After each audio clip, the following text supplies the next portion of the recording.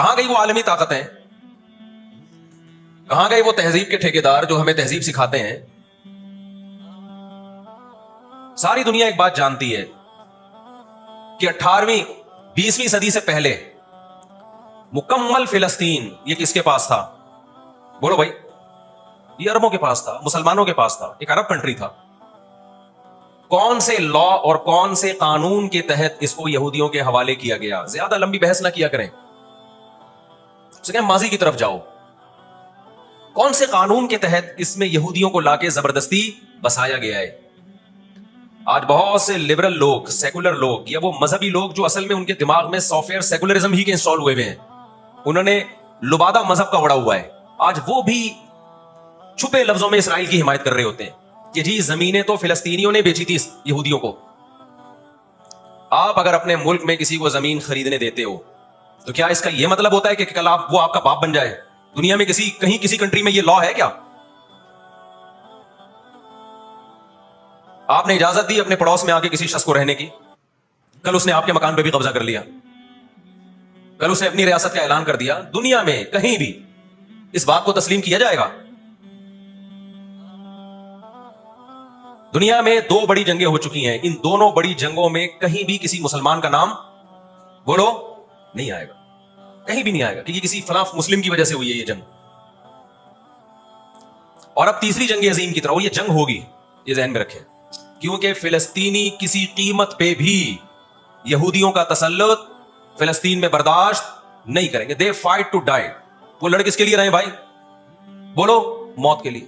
جو موت کے لیے لڑتا ہے اس کو تو زمین چاہیے ہی نہیں، اس کو اپنا فرض ادا کرنا ہے. بھائی نہیں ہو سکتا، یہ نہیں ہو سکتا. اگر آپ فلسطینیوں کو دبانے کی کوشش کرو گے کہ جنگ کے زور سے ہم ان کو دبا کے ان پہ تسلط قائم کر لیں، تو 60-70 سال سے زیادہ عرصہ ہو گیا جنگ کے ذریعے ان پہ کنٹرول کرنے کی. اب تک کنٹرول، یہ 60 سال کا عرصہ بہت ہوتا ہے. اور اس میں آپ یہ نہ دیکھیں کہ چند یہودی تھے، چند ہزار یا چند لاکھ. اس کے پیچھے بہت بڑی طاقت جس کو امریکہ کہا جاتا ہے، اس طاقت کا بھرپور استعمال، اس کی مکمل سپورٹ کے بغیر کس باوجود بھی اب تک فلسطین پر مکمل کنٹرول نہیں ہوا ہے. انہیں کیا مل رہا ہے ان فلسطینیوں کو بھائی؟ آج وہ اسرائیل کے سامنے ہتھیار ڈال دیں، اسرائیل ان کو نیشنلٹی بھی دے گا، اسرائیل وہ لگژری لائف ان کو دے گا جس کا میں اور آپ تصور بھی نہیں کر سکتے. وہ لگژری لائف دے گا ان کو، لیکن وہ کسی قیمت پہ بھی آمادہ نہیں ہوگا.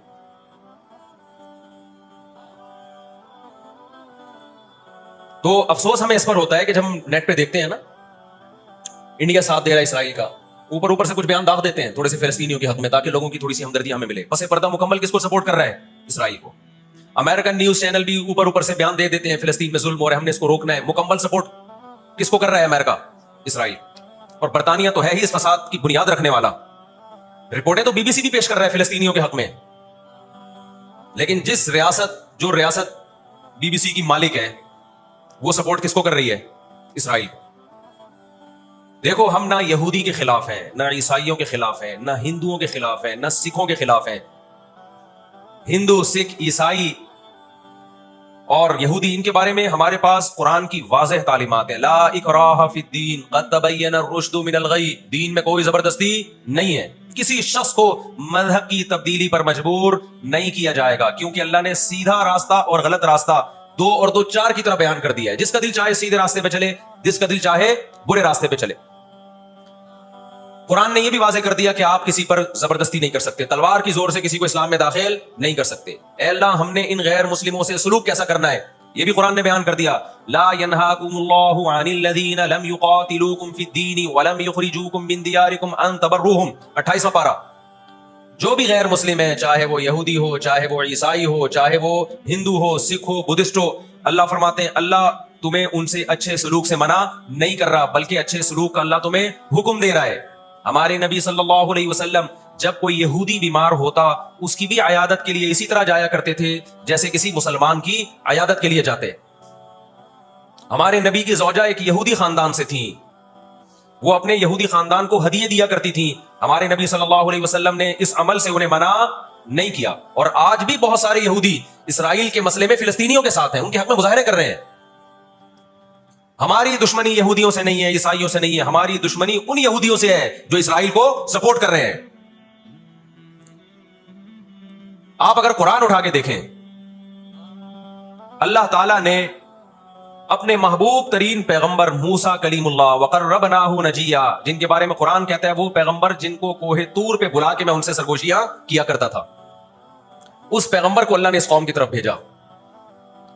کس قدر ٹینشن دی یہودیوں نے موسیٰ علیہ السلام کو، کیسے معجزے اپنی آنکھوں سے دیکھ رہے ہیں، درجنوں مرتبہ لاٹھی کو سانپ بنتے ہوئے دیکھا، سمندر کو اپنے سامنے دو ٹکڑے ہوتے ہوئے اس قوم نے دیکھا جو آج اسرائیل پہ قبضہ، فلسطینیوں پہ ظلم کر رہی ہے۔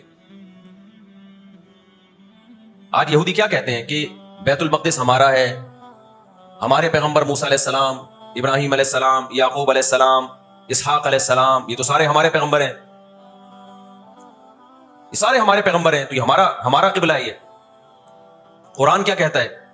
آپ سورہ بنی اسرائیل اٹھائیں، وَقَضَيْنَا إِلَىٰ بَنِي إِسْرَائِيلَ فِي الْكِتَابِ لَتُفْسِدُنَّ فِي الْأَرْضِ مَرَّتَيْنِ وَلَتَعْلُنَّ عُلُوًّا كَبِيرًا فَإِذَا جَاءَ وَعْدُ أُولَاهُمَا بَعَثْنَا عَلَيْكُمْ عِبَادًا لَنَا أُولِي بَأْسٍ شَدِيدٍ فَجَاسُوا خِلَالَ الدِّيَارِ وَكَانَ وَعْدًا مَسْئُولًا ثُمَّ رَدَدْنَا لَكُمُ الْكَرَّةَ عَلَيْهِمْ وَأَمْدَدْنَاكُمْ بِأَمْوَالٍ وَبَنِينَ وَجَعَلْنَاكُمْ أَكْثَرَ نَفِيرًا إِنْ أَحْسَنْتُمْ أَحْسَنْتُمْ لِأَنفُسِكُمْ وَإِنْ أَسَأْتُمْ فَلَهَا فَإِذَا جَاءَ وَعْدُ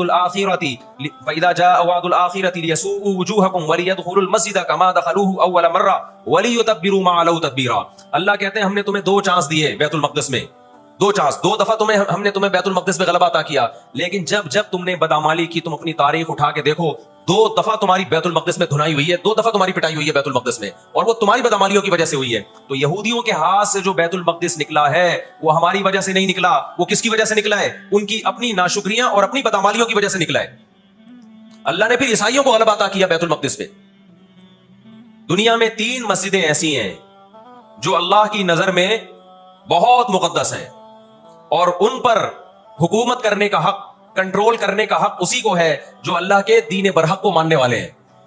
یہ اسلام کی روشنی میں، ایک مسجد حرام، ایک مسجد نبوی اور تیسری مسجد اقصی، یہ اسلام کی روشنی میں۔ اور دنیا کے قوانین کی روشنی میں بھی دیکھا جائے، ہو سکتا ہے یہودی کہ میں اسلام کو نہیں مانتا، امریکہ کہے میں اسلام کو نہیں مانتا، آپ نہ مانیں اسلام کو، لیکن آپ ریاستوں کے حقوق کے تو قائل ہیں نا۔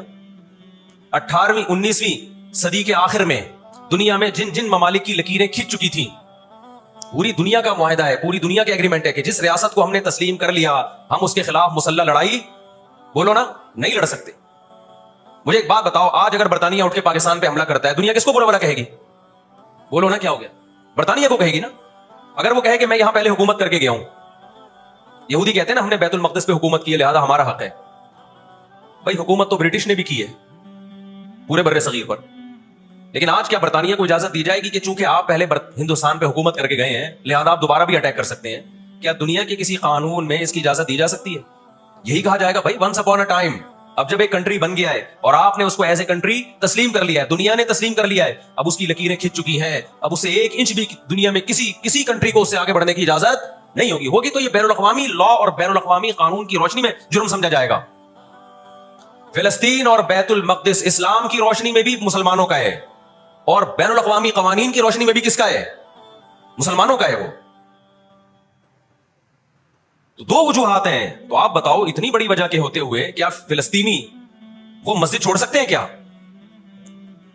آج ہماری مسجد پہ کوئی شخص آئے، کوئی دوسرے مولوی صاحب آ جائیں کہ میں مسجد پہ قبضہ کرنا چاہتا ہوں، کیا کمیٹیاں قبضہ کرنے دیتی ہیں؟ بولو بھائی کیا ہو گیا؟ نہیں دیتی، حالانکہ وہی مولانا صاحب ہی ہیں، لیکن پھر بھی کوئی قبضہ کر لے انسان برداشت کر لیتا ہے، چلو جی ایک مولانا کو نکالا تو دوسرا بھی کون آیا ہے؟ کوئی مسلمان ہی آیا ہے نا۔ لیکن ایک مسجد ہے، کوئی ہندو آ کے کہتا ہے کہ یہ مسجد میرے حوالے کر دو، جبکہ اس مسجد کے کاغذات بھی آپ کے پاس ہیں، مسجد آپ کے لیے رجسٹرڈ ہے اور ایز اے مسجد رجسٹرڈ ہے، تو کیا آپ کسی غیر مسلم کے حوالے کر دو گے مسجد؟ اس کا مطالبہ کرنا اللیگل بھی ہوگا، اور اسلام کی روشنی میں ہمارے لیے اس کے حوالے اپنی مسجد کو کرنا یہ بہت بڑا جرم ہوگا، خدا کے سامنے جواب دیں ہوں گے ہم۔ 20-22 سال کی بات ہے، میری ملاقات پاکستان میں کچھ فلسطینیوں سے ہوئی، ہم نے ان سے پوچھا کہ کیا کہانی ہے، یہ فلسطین کے حالات کیا؟ انہوں نے کہا ہم کسی قیمت پہ بھی 1 انچ بھی یہودیوں کے حوالے نہیں چھوڑیں گے، لن نترک شبرا للذل, ذلت کے لیے ایک بالش بھی ہم ذلیل ہو کر ایک بالش زمین میں ان کے حوالے نہیں کریں گے ہم. تو وہ تو کٹنے کے لیے تیار بیٹھا ہے بھائی, وہ تو کٹنے کے لیے تیار بیٹھا ہے. کسی نے بڑی پیاری بات کہی ہے, لوگ کہتے ہیں نا کہ ہم سب فلسطین جو ہے وہ یہودیوں کے کنٹرول میں ہے. بعض لوگ سادہ ہوتے ہیں, بات بڑی گہری کہہ جاتے ہیں. اس نے کہا بات یہ ہے کہ صرف آزاد